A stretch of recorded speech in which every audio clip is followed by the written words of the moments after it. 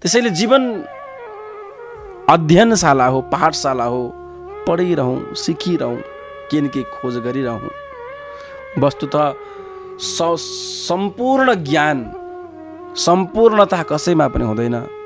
त्यसैले जसलाई जे आउँछ हरेक व्यक्तिहरूसँग सिक्नु पर्दछ। र यो आत्मचिन्तन, आत्मज्ञान, अध्यात्मको ज्ञान पनि चिन्तनको विषय हो, शोधको विषय हो, खोजको विषय हो। र यो खोज चाहिँ आफैले गर्नुपर्छ। अरूले खोजेर पाइने चिज होइन, अरूले बताएर बुझिने चिज पनि होइन। त्यसैले चिन्तन गर्ने, हरेक दिन नयाँ नयाँ चिन्तनहरू गर्ने र जीवनलाई अगाडि बढाउने गर्नुपर्दछ। भनिन्छ भगवान् घटघटमा हुनुहुन्छ, हरेक ठाउँमा हुनुहुन्छ, कण कणमा हुनुहुन्छ, व्यक्ति व्यक्तिमा हुनुहुन्छ। देख्नको लागि नजरिया चाहिन्छ रे, हामीसँग त्यो नजर छैन रे जुन चाहिने हो। पार्थ अर्जुनलाई आफ्नो विराट रूप देखाउने बेलामा भगवानले भन्नुहुन्छ ददामि दिव्य चक्षुम ते, तिमीलाई म दिव्य चक्षु प्रदान गर्छु, जुन आँखाले तिमीले मलाई देख्न सक्नेछौ। हे अर्जुन, तिमीले अहिले पाएको यो जुन चर्मचक्षु छ, यसले तिमीले मलाई देख्न सक्दैनौ, अतः तिमीलाई म दिव्य चक्षु प्रदान गर्छु। त त्यो दिव्य चक्षु के हो, त्यो पनि पृथक विषय छ। भगवान सर्वत्र हुनुहुन्छ रे, सर्वदा हुनुहुन्छ रे, हामीभित्र पनि हुनुहुन्छ रे, बाहिर पनि प्रकृतिमा हुनुहुन्छ रे, माटोमा, ढुङ्गोमा, वृक्षमा, लतापतामा, कुञ्जमा, हरेक ठाउँमा भगवानको भास छ रे, तर हामी देख्न सक्दैनौँ। हो, जीवन खोजमा बिताउँ, जीवन शोधमा बिताउँ र हरेक हरेक कण कणमा भगवानको दर्शन कसरी प्राप्त हुन सक्ला यो अनुसन्धान गरौँ। अनभिज्ञताले गर्दा तडपिरहेका त छैनौँ। एउटा सानो दृष्टान्त म सुनाउँछु, बहुतै प्यारो दृष्टान्त छ। एउटा मन्दिरमा धेरै नै द्रव्य चढ्दो रहेछ, धन दौलत चढ्दो रहेछ, सुन चाँदी पनि चढ्दो रहेछ। यति धेरै भएछ कि अब त्यो सम्हाल्न पनि गाह्रो हुन थालेछ। यति धेरै सम्पत्ति, सुन चाँदी त्यहाँ भरियो कि अब त्यो सम्हाल्न पनि गाह्रो हुन थाल्यो। र त्यहाँका पण्डितजीले मनै मन सोच्नु भएछ, अब यत्रो सम्पत्ति भयो, भगवानलाई सुन्दर मुकुट, सुनको मुकुट, त्यो मुकुटमा हिरा, त्यसमा हिराहरू, मडीहरू, जुन मडीको स्पर्शले फलाम पनि सुन बन्छ, त्यो मडी जटित भगवानलाई मुकुट बनाउनु पर्यो। यो सबै सम्पत्ति त्यसमै लाग्छ, ठाकुरजीको शिरमा बस्छ, ठाकुरजीको श्रृङ्गार पनि भयो, भगवानको सम्पत्ति सुरक्षित पनि भयो। ब्राह्मण पण्डितजीले यस्तो सोच्नु भएछ र त्यो सुन चाँदीहरू बोकेर जानुभएछ, त्यसलाई बेचेर सुन्दर मुकुट, हिरा, मणिरत्न मुकुट तयार पार्नु भएछ। अब त्यो दृश्य चोरले पनि देखेछ। राम राम राम राम, यस्तो महँगो वस्तु, यस्तो महँगो वस्तु यदि चोर्न पाएँ भने मेरो जीवन व्यवस्थित हुन्छ, जीवनमा सायद कहिल्यै पनि चोर्न पर्दैन, यो त मैले चोर्नै पर्यो, जसरी पनि चोर्नु पर्यो भनेर चोरले त्यो पण्डितजीको पिछा गरेछ। पण्डितजी बिचरा सोझा, पण्डितजी मलाई हजुरको चेलो बन्नु पर्यो भनेछ चोरले। मेरो चेलो किन?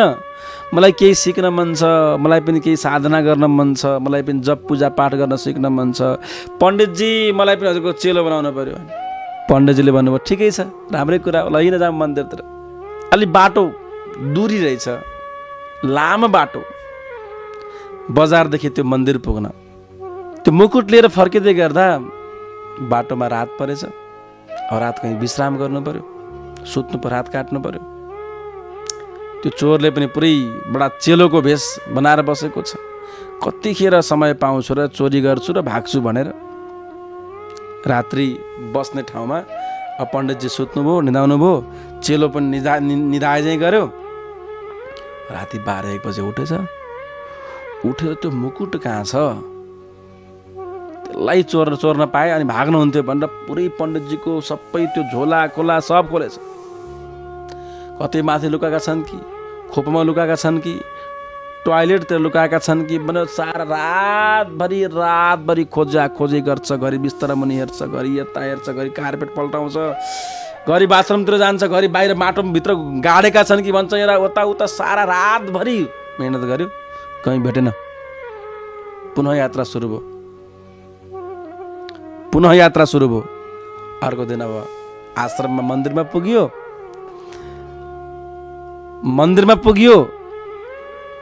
पुगेपछि अब 2-4 दिन त बस्नु पर्यो चेलो भएर। दिनभरि केही गर्छ, यताउति गर्छ, राति पर्यो कि त्यो मुकुट कहाँ छ भन्दै खोज्दै गर्छ। 2 दिन 4 दिन 5-7 दिन 8-10 दिन भयो, रातभरि सुतेको छैन, आँखा गड्न थाल्यो, आँखा राता भएर झुम्म परेको छ दिउँसो। बहुतै समस्यामा परेपछि बहुतै गाह्रो भयो नि त। अब 10-15 दिनसम्म नसुतेपछि त गाह्रो भयो। अनि हात जोडेछ र पण्डितजीलाई बिन्ती गरेछ, रुँदै भनेछ, हे पण्डितजी, हे गुरुजी, म कुनै चेलो बन्न आएको होइन, के हो त, म त चोर हो, डाका चोरी गर्दा जीवन बिताएँ। हजुरले त्यो मुकुट बनाएको त्यो सबै 2-4 किलो 5-7 किलो सुन बेचेर सबै त्यो खर्च मणियुक्त मुकुट बनाएको म देखिरहेको थिएँ। यति चोर्न पाए त म सेटल हुन्थेँ भनेर त्यही चोर्न आएको। 15 दिन भइसक्यो, म सुतेकै छैन। अब त रोगी भइसक्यो, मलाई बडा गाह्रो भइसक्यो, मलाई चोरी गर्नु छैन। तर हजुरले त्यो मुकुट कहाँ लुकाउनु भयो? यो कला कहाँबाट, के जादु गर्नुभयो हजुरले? यो आश्रमको प्रत्येक चप्पा मैले खोजेको छु, प्रत्येक कुना गएर खोजेको छु। मन्दिरदेखि बाहिरदेखि लिएर, भण्डारदेखि लिएर, शौचालयदेखि लिएर सबै यस्तो ठाउँ कुनै छैन जहाँ मैले नखोजेको। सबै खोजेँ, कहीँ भेटिन। ए गुरुजी, त्यो मुकुट कहाँ राख्नु भएको छ भन्नुहोस् त नराटिकन। सन्तले मुस्कुराएर भन्नुभएछ, बाबु त्यो मुकुट अन्त कहीँ छैन, हेर त तिम्रो झोलामा छ। त्यो चोरले यस्तो झोला खोलेर हेरेको, आफ्नै झोलामा रहेछ मुकुट। संसार खोजे कहीँ भेटिन, आखिर आफ्नै झोलामा मुकुट रहेछ। कसरी? सन्तले भन्नुभयो, तिमीलाई देख्ने बित्तिकै मैले चिनिसकेका थिएँ कि तिमी चोर हौ र तिमीले बाहिर जहाँ राखे पनि चोरी गर्छौ भन्ने कुरामा म विश्वस्त थिएँ। त्यसैले तिम्रो झोलामा राखिदिएँ ताकि तिमीलाई शङ्कै नहोस् र मुकुट सुरक्षित भयो। दङ्ग परेछ चोर। ए भगवान्, यस्तो पो मेरो झोलाभित्र रहेछ मुकुट। हामी पनि कतै यस्तै त भएका छैनौँ। दुनियाँ संसार घुमिरहेका छौँ, भगवान् कहाँ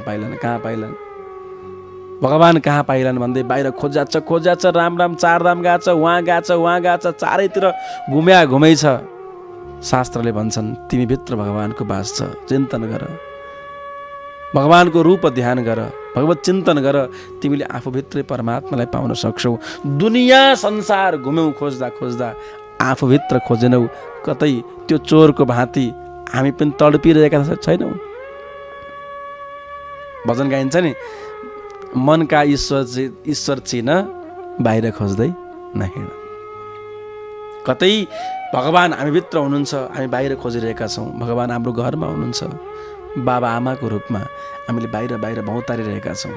भगवान् हाम्रै घरभित्र हुनुहुन्छ, बुढी आमाको रूपमा, बुढो बाबाको रूपमा हामी कतै बाहिर भौतारिरहेका छौँ कि? भगवान् हाम्रै घरमा हुनुहुन्छ कहिलेकाहीँ अतिथिको रूपमा। अतिथि सम्मान नगर्ने, बुबा आमालाई रुवाउने र बाहिर खोज्ने गरिरहेका छौँ कि? यस्तो अपराध नगरौँ, यस्तो भुल कहिल्यै पनि नगरौँ। भगवान् हामीभित्र हुनुहुन्छ, आफूभित्र हुनुहुन्छ। आँखा बन्द गर्ने, भगवानको रूप चिन्तन गर्ने, रूप ध्यान गर्ने, प्रभु सुमिरन गर्ने, आफूभित्र पनि परमात्मालाई पाउन सकिन्छ। बाहिर पाइँदैन अथवा बाहिर जानै पर्दैन भन्न खोजा होइन, भित्र पनि त खोज्न सकिन्छ। बुढेसकालमा आँखा बन्द हुन्छन्, आँखाले देख्न छोड्छन्। यसको अर्थ के हो? बाहिर नखोज, अब भित्र हेर्दै भित्र खोज भनेर भगवान्ले प्रकृतिलाई आदेश दिनुभयो। हरेक मान्छे वृद्ध अवस्थामा कमसेकम चिन्तन गरून्, भित्र भगवान्लाई झाँक्न सकुन्। यसको लागि आँखा बन्द हुने गर्छन्, कानले सुन्न छोड्छन्। यसको अर्थ के हो भने बाहिरी कुरा कति सुन्छौ, अब आफ्नो भित्र दिलको कुरा पनि सुन। अन्तर्दिलमा बन्सी बजिरहेको छ, अन्तर हृदयमा डमरू बजिरहेको छ, अन्तर हृदयमा भगवानको मिठो स्वर गुन्जिरहेको छ। बाहिरी कुरा कति सुन्छौ, भित्री कुरा अन्तरङ्गी बन, बहिरङ्गी नबन। बुझ्नुभयो?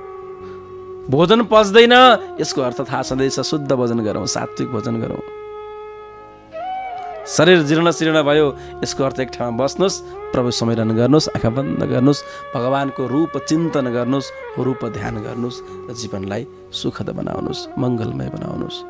आँखा देख्न छोड्यो भन्दैमा पावर बढाउँदै चस्मा लाउँदै नगरौँ। आँखा बन्द गरेर कहिलेकाहीँ ध्यान पनि गर्ने गरौँ, प्रभु स्मरण पनि गर्ने गरौँ, प्रभु चिन्तन पनि गर्ने गरौँ। जीवनको रहस्य यही नै हो। प्रकृतिले हामीलाई समयअनुसार जिउन सिकाएको छ। प्रकृतिले हामीलाई समयअनुसार आफ्नो जीवनलाई ढाल्न सिकाएको छ। त्यसैले बाहिर बाहिर तडपिँदै दौडिँदै गरेर केही पाइनेवाला छैन। भित्र पनि झाँक्न सिक्नु पर्यो, भित्र पनि हेर्न सिक्नु पर्यो।